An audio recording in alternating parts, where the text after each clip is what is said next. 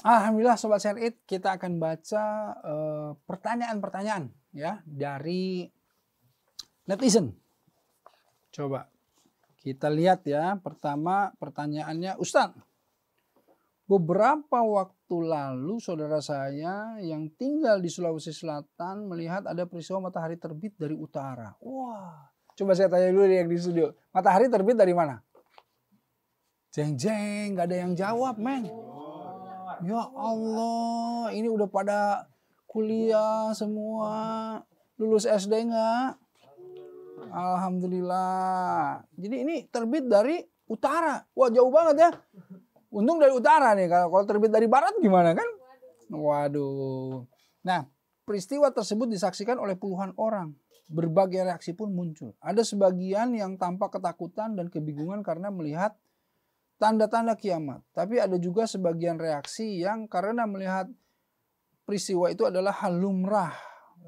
Menganggap hal lumrah ya. Seperti kita ketahui surat Al-Qari'ah dan Al-Qiyamah.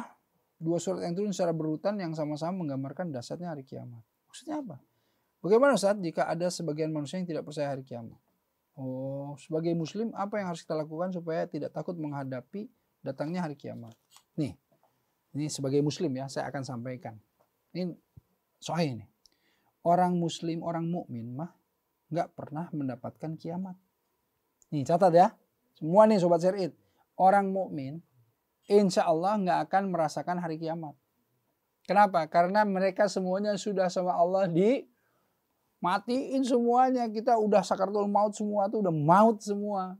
Orang-orang mukmin itu. Nah ketika udah nggak ada lagi, ya orang-orang mukmin tidak terdengar lagi ayat-ayat Allah di muka bumi, bang tuh kiamat. Gitu. Itu hadisnya ya.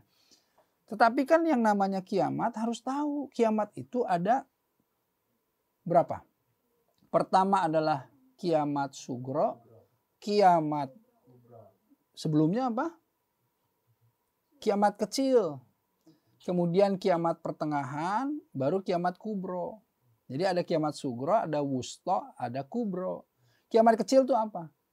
Orang meninggal itu udah kiamat buat dirinya. Kiamat wusto itu adalah kiamat yang di dalam satu wilayah yang besar terkena musibah. Misalnya kayak kemarin tsunami misalnya. Wah itu kan jutaan orang meninggal gitu. Nah itu wusto. Nah, tetapi kiamat kubro adalah kehancuran total jagat raya. Gitu. Jadi bukan hanya bumi yang hancur, tapi semua satu jagat raya itu hancur gitu ya. Nah, karenanya kalau kita lihat tadi, jangan takut menghadapi hari kiamat. Jangan takut menghadapi sakaratul maut. Takutlah kalau kamu tidak taat, tidak dalam kondisi kesolehan kepada Allah. Takutlah itu mah, karena kiamat itu akan terjadi kapan saja, wallahu alam bisawab. Ya, untuk kita sendiri kan bisa terjadi kapan aja. Bisa yang nonton tuh, bisa yang bikin kopi nih, bisa saya yang ngomong, bisa yang lagi ngangguk-ngangguk di sini nih. Itu kiamat gitu ya, artinya sakaratul maut, kiamat sugro buat dirinya. Baik, yang kedua adalah Ustaz, saya punya seorang teman yang terkena kiriman sihir dari seseorang. Taunya dari mana dia kena sihir? Selama 2 bulan terakhir ia mengaku sering mimpi buruk. Dalam mimpinya nampak ada makhluk besar yang terus-menerus mengejarnya. Tanyain ke makhluknya kenapa ngejar terus gitu. Untuk menghilangkan gangguan jin, teman saya sudah rutin membaca surat Al-Falaq serta ayat-ayat ruqyah yang lainnya. Kenapa jadi ayat ruqyah? Namun sampai detik ini teman saya masih tak kunjung lepas dari cerita. Gini loh ya, yang namanya mimpi itu bisa berbagai hal ya, mimpi itu. Jadi bisa mimpi itu karena antum terlalu banyak nonton film horor. Itu masuk ke subconsciousness atau alam bawah sadar yang nanti ketika tidur itu akan muncul, bisa jadi. Gitu. Jadi ada orang-orang yang senang nonton film horor gitu ya. Film hantu segala macam, tiba-tiba mimpinya mimpi hantu. Ya iyalah. Orang dia nontonnya yang begituan terus akan muncul itu di dalam alam bawah sadarnya. Jangankan ketika dia tidur, dia bangun aja. Ya, malam-malam dia ngelihat gantungan baju tiba-tiba, kuntilanak. Jadi begitu. Itu karena apa? Karena dia terlalu banyak memasukkan informasi ke dalam dirinya tentang masalah hantu sampai subconsciousness atau alam bawah sadarnya itu secara tidak langsung informasinya hantu semua gitu loh. Itu satu tuh, secara sains dulu saya sampaikan. Yang kedua, boleh jadi ya yang namanya tidur itu ya kalau tergantung orangnya ya. 1/60 itu kan ada yang namanya wahyu kenabian gitu. Itu tergantung orangnya. Ada juga yang tanda-tanda yang fenomena yang lain. Tetapi jangan dulu buru-buru, aduh saya kena sihir. Jangan dulu buru-buru itu. Nah, untuk permasalahan pertama,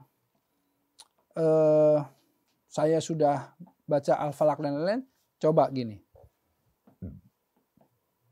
Wudhu yang benar, baca surat 3 kulnya yang benar, ya 3 kul loh ya. Jadi 3 kul itu apa aja? Al-Ikhlas, Al-Falaq, sama An-Nas. Baca yang benar, kemudian sebagaimana yang Rasulullah SAW itu sunahkan sebelum tidur.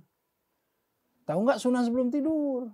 Nah itu yang harus dilakukan. Coba apa aja sebelum tidur? Kurang lebih aja lah. Rasul sebelum tidur ngapain dulu? Ayo. Betul, pertama beresin dulu kasurnya ya kan. Kemudian beliau itu berwudu ya kan. Habis berwudu beliau itu kemudian membaca 3 kul itu, meniupkan ke tangannya, membasuh ke semua ininya. Kemudian baring ke kanan ya kan. Kemudian menghadap ke kiblat. Kemudian kalau belum tidur di situ baca yang namanya doa sebelum tidur, dan banyak yang kalau kita lihat itu majmu'nya itu kumpulan doa-doa kayak Al-Ma'surat dan lain-lain ya kan. Nah coba lakukan itu gitu. Jadi sesuai dengan sunnah Rasulullah SAW gitu ya. Oke. 3, Ustadz saya punya tetangga berusia 50 tahun. Oke, dia bercerita semasa muda pernah hidup susah dan berusaha bertahan hidup hanya dengan makan 1 kali sehari. Ini alhamdulillah ya, saya senang sekali. Waktu muda pernah hidup susah, berarti sekarang udah nggak susah kan? Karena dia bilang pernah hidup susah. Alhamdulillah. Nah, makan 1 kali sehari. Anak-anak muda juga makan 1 kali sehari ya. Tapi bukan karena susah, karena malas anak muda mah. Ya nggak kalian kan? Kita ini saya waktu muda tuh disuruh makan tuh malas banget. Iya, apa sih kalau perlu sih nggak usah makan gitu ya. Tapi karena kita ngerasa nggak enak aja lapar jadi makan nih. Padahal kalau bisa sih nggak usah makan. Nah terus kemudian kembali di sini. Beliau itu pernah membaca sebuah hadis. Jika mengalami kelaparan maka perbanyak surah Yasin. Nanti Allah akan mengenyangkannya. Dari situlah tetangga saya mulai rutin menjalani amalan tersebut. Setiap kali dilanda lapar ia berusaha bertahan dengan cara rutin membaca surat Yasin. Apakah benar Ustaz salah satu kedasaian surat Yasin membuat hidup terasa cukup meski terhimpit dalam kekurangan? Oh, begini ya. Kadang-kadang pikiran kita itu bisa mensugesti ya yang namanya badan kita. Jadi ketika kita ini mohon maaf ya, saya mau cerita sesuatu yang agak-agak imajinasinya agak-agak apa namanya, nggak terlalu menjijikan sih, tapi mungkin kalau zaman dulu antum semua juga ngerasain gini. Kalau lagi sakit perut ya, zaman dulu sakit perut nih, pengen BAB nih. Sering nggak dulu orang tua bilang pegang tuh batu? Sering nggak? Sering kan? Nah, saya juga dulu pegang batu tuh. Jadi sugesti dengan kita pegang batu tiba-tiba bener nih, jadi nggak mau, bener nggak? Kenapa? Karena sebetulnya pikiran kita tuh tersugesti karena apa? Karena kita yakin dengan batu ini kita menjadi tidak mau BAB. Itu kedahsyatan yang namanya fokus pikiran, sugesti, ya kan? Nah, jadi kalau misalnya apalagi ini kan batu ya. Ini apalagi sesuatu yang kemudian bagus, misalnya ayat-ayat Allah atau surat-surat gitu ya. Yang tadinya kita takut jadi nggak takut, yang tadinya kita lapar jadi nggak lapar, itu mensugesti pikiran kita jadi berpindah. Itu bagus. Tapi khusus untuk bab lapar, ya, jangan kemudian tidak makan atau asupannya kurang. Karena apa? Karena di dalam badan ini memang haknya adalah dikasih makan gitu. Jadi badan kita tuh haknya apa? Dikasih makan. Kalau nggak dikasih makan bisa sakit. Kalau udah sakit, ya sulit baca ayat apapun ya nanti sakit si badannya gitu. Nah ini nih jadi masalah gitu ya. Nah makanya makan itu harus teratur, harus benar ya. Dan insya Allah sehari sekali pun yang namanya makan ya bisa diatur lah ya dari jumlah dan lain-lain. Tapi menurut saya tadi hati-hati, penuhi segala sesuatu dengan adil, dengan proporsional. Jadi kalau misalnya porsinya dia harus sudah makan ya makan walaupun sedikit gitu ya. Nah ini silahkanlah nanti dibuka bab mengenai masalah kesehatan dan lain-lain. Itu saja, alhamdulillah ya, menarik sekali bahasan kita, karena jangan kemana-mana, tetap di Share It.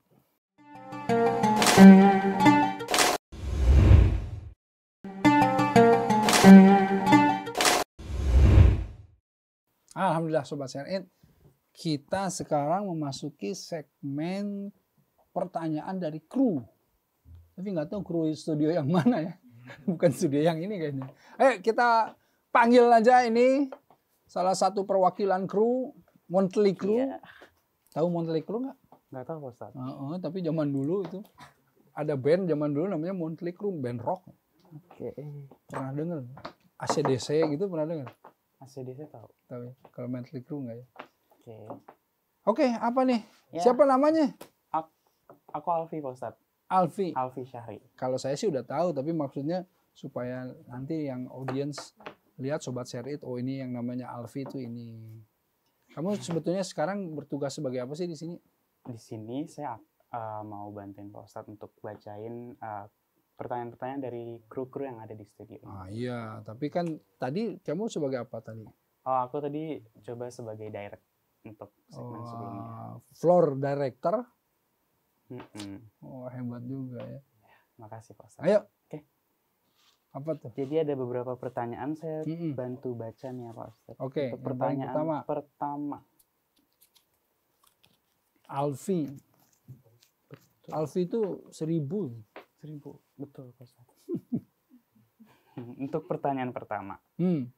Ustadz, waktu itu saya sempat kecopetan HP di busway. Awalnya saya sangat sedih sekali, tapi saya ingat jika kita sedang dilanda musibah, maka kita harus perbanyak baca surah Al-Insyirah. Nah, selang 5 menit kemudian, hati saya jauh lebih tenang dan tidak lagi merasa sedih meski kehilangan barang yang paling saya sukai. Nah, itu kenapa bisa gitu ya Pak Ustadz? Kenapa? Ini siapa yang kehilangan HP siapa? Siapa teman-teman? Siapa yang kehilangan HP? Umi kayaknya. HP. Iya. Pertanyaan Umi kayaknya. Oh gitu ya. Umi mah bukan cuma kehilangan HP, kalau kelihatan dari sini nih sedih gitu ya. Oh my god. Aduh. Kehilangan kesempatan untuk bersama Alfi gitu. Alfi gini, tahu nggak surat Al-Insyirah itu intinya surat tentang apa? Kurang tahu sih Pak Ustadz. Kurang tahu ya? Iya. Nih, yang paling diingat ayat di surat Al-Insyirah itu apa? Coba. Fa inna ma'al artinya nggak tahu. Bersama dengan kesulitan ada kemudahan. 2 kali diulang sama Allah, bersama dengan kesulitan ada kemudahan.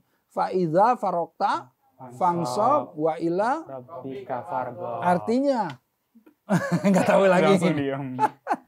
Bersungguh-sungguhlah kamu dari satu urusan ke urusan yang lainnya dan selalu berharap kepada Allah. Nah, itu sebetulnya intinya surat dari Al-Insyirah atau Alam Nasrah. Ya. Di mana Rasulullah memohon alam nasrah laka sadrak wa wada'na anka wizrak alladzi anqadha dhahrak. Jadi artinya Allah ini hilangkan bebannya, lapangkan dadanya Rasulullah SAW. Karena apa? Karena kesulitan-kesulitan yang selalu dilanda. Nah, jadi ketika kehilangan HP, kemudian baca surat Al-Insyirah atau Alam Nasrah, kesulitan kita yang kemudian, HP ini yang kalau nggak ada HP aku nggak bisa hidup gitu ya. Nah, itu jadi hilang karena apa? Karena mengingat bahwa kamu memang sekarang dalam kondisi kena musibah dan sulit, tapi sabar. Nah, Di dalam kesulitan itu selalu ada kemudahan. Kamu pikir kemudahannya seperti apa? Nah, coba kamu laporlah, kamu bilanglah di busway atau gimana dan lain-lain sampai akhirnya kamu sudah usaha optimal tadi faiza faragta fansab, kamu sungguh-sungguh untuk menemukan HP kembali dan sungguh-sungguh untuk kalau tidak ketemu ikhlas untuk mencari HP yang baru atau kemudian bekerja untuk mendapatkan HP yang baru. Nah, disitulah kemudian berharap sama Allah dimudahkan segalanya. Nah, dengan begitu insya Allah kita yakin kan Allah Ar-Razzaq, Allah yang memberikan rezeki kan gitu. Jadi kalau kita yakin ya sebetulnya apa sih yang kita hilang? Nggak ada. Sebetulnya kan kita ini nggak punya apa-apa. Jadi nggak ada yang hilang kalau kamu nggak punya apa-apa. Iya. Kamu nih merasa bahwa punya motor itu punya kamu. Yeah. Padahal motor itu titipan Allah. Jadi kalau Allah mau ambil, kira-kira hilang apa enggak? Enggak. Ya enggak lah, diambil sama pemiliknya. Kan gitu. Oh, jadi bahkan kalau kita memahami sampai ke nyawa jiwa kita semuanya ini la haula wala quwata illa billah, yang punya cuma Allah, kita mah enggak ada daya upaya, akhirnya kita lebih tenang. Nah, disitulah konsepnya ya bahwa ketika kita kehilangan, kesulitan, kecemasan, kegelisahan, ketakutan, kekhawatiran apapun, ya insya Allah, innallaha ma'as-sabirin, Allah bersama orang-orang yang sabar. Sabar, kata Allah. Gitu ya? Iya, Pak Ustadz. Baik, alhamdulillah. Baik, next. Next, pertanyaan kedua.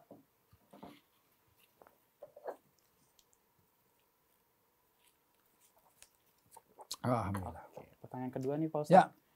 Ustadz, rata-rata teman saya sudah menikah dan mereka bisa mendapatkan jodoh yang sesuai dengan doa dan harapan mereka.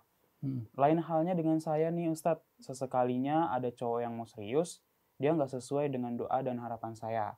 Kira-kira ada nggak sih Pak Ustadz bacaan Al-Quran yang bisa saya gunakan untuk merayu Allah agar bisa dipertemukan dengan jodoh yang sesuai dengan doa dan harapan saya? Oke, pertama saya mau tanya, doa dan harapannya seperti apa?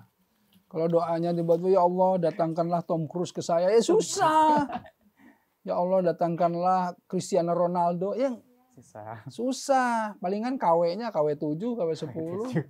Ya kan? Cristiano Ronaldo pas lagi jadi tukang parkir datang tuh gampang. Tapi pas udah jadi Cristiano, ya kan? Ronaldo dulunya kan tukang parkir dia. Oh, gitu. Iya, kalau antum tahu ya, Cristiano Ronaldo tuh suka markirin, suka apa aja sapuin. Jadi dulunya begitu, tapi kalau sekarangnya sih ya susah kita gitu. Nah, makanya doa dan harapan gini.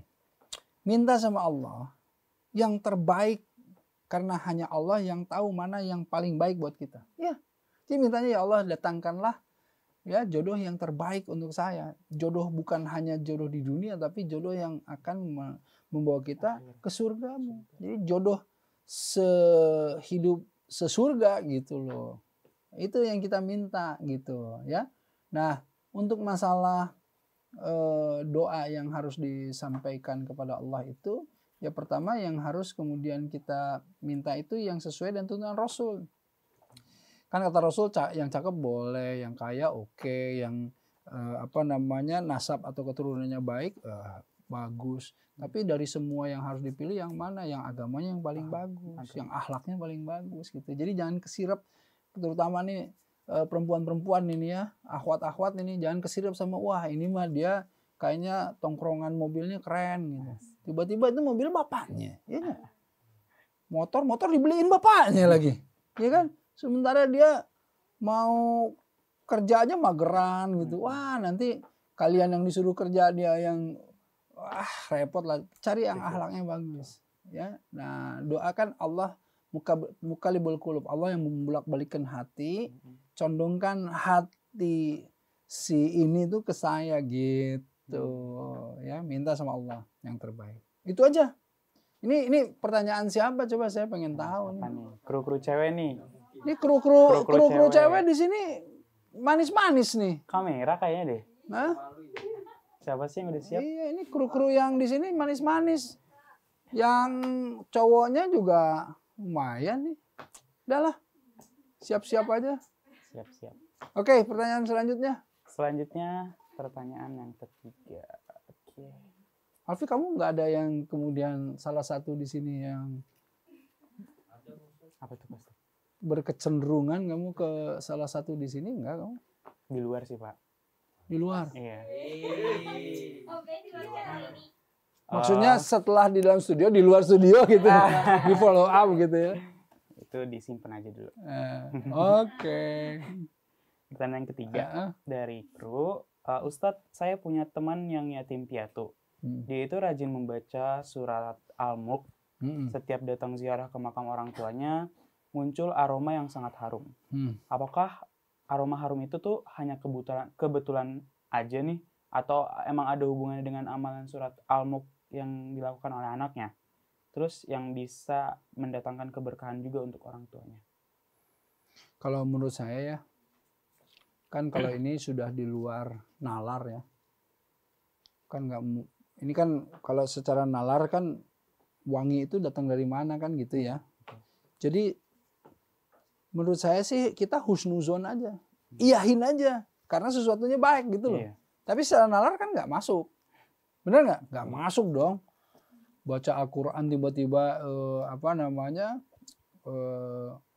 satu kuburan kemudian jadi wangi kan nggak masuk secara nalar. Tetapi kan ya tadi sesuatu yang di luar nalar yang Allah sudah tetapkan ternyata bisa ya bisa. Jadi kita husnuzon aja, kita berprasangka baik karena ini sesuatu yang baik. Jadi agar supaya anak itu ya terus aja kamu baca Al-Quran aja. Karena kan Al-Quran itu membawa keberkahan, membawa pahala yang besar gitu kan. Ya udah kamu baca aja Al-Quran itu. Nah, bisa jadi memang benar ketika dia baca Al-Quran, dia kemudian berdoa untuk orang tuanya. Kan syafaat orang tua atau misalnya amalan yang pahala yang mengalir terus kan salah satunya doa anak-anak yang soleh. Nah, bisa jadi di situ, dan orang tuanya juga orang tua yang soleh yang kemudian akan selalu wangi sebagaimana para syuhada ya, yang orang-orang yang mati syahid kan sebetulnya si ininya jasadnya setelah dikubur juga tetap wangi. Ya, mudah-mudahan itu yang terjadi. Kita berhusnuzon situ dan kita doakan insya Allah amin gitu. Ya? Ah, baik. Itu tuh bagus. Ada lagi? Kayaknya udah nggak ada lagi deh Pak Ustadz. Cuma ada 3 dari kru di sini. Alfi ya, dia bisa aja padahal waktunya habis ya. Di situ udah closing. Baik Alfi, nggak ada lagi ya? Udah Pak Ustadz. Baik, kalau begitu kita closing aja di sini. Kamu mau closing atau saya yang closing? Silahkan Pak Ustadz. Langsung tegang dia. Baik, alhamdulillah ya Sobat Share It. Kita bisa melihat, bisa memahami betapa fadilah atau keutamaan membaca Al-Quran itu membawa banyak kebaikan di dalam kehidupan kita. Ya, pokoknya kalau kita sering membaca Al-Quran, tentu ini karena kalamullah, ya, apalagi kita pahami, apalagi kita implementasikan di dalam keseharian, insya Allah inilah yang membawa kita selamat dunia wal akhirat gitu. Nah, untuk Sobat Share It yang ingin memberikan komentar dan lain-lain, silahkan ya kirim ke IG @mnc.muslimtv ya, ke @mnc.muslimtv. Silahkan, dan jangan lupa ini di-share. Program-program kebaikan itu kalian share semuanya. Kenapa? Karena insya Allah kita akan mendapatkan pahala yang sama dengan yang nanti orang-orang yang terinspirasi yang mengerjakan kebaikan karena materi-materi yang kita share gitu ya. Baik, alhamdulillah, terima kasih ya Alfi, semua kru-kru semuanya. Insya Allah semoga kita juga bisa terus memberikan manfaat, menebar informasi kebaikan di Share It ini. Sampai jumpa. Wassalamualaikum warahmatullahi wabarakatuh.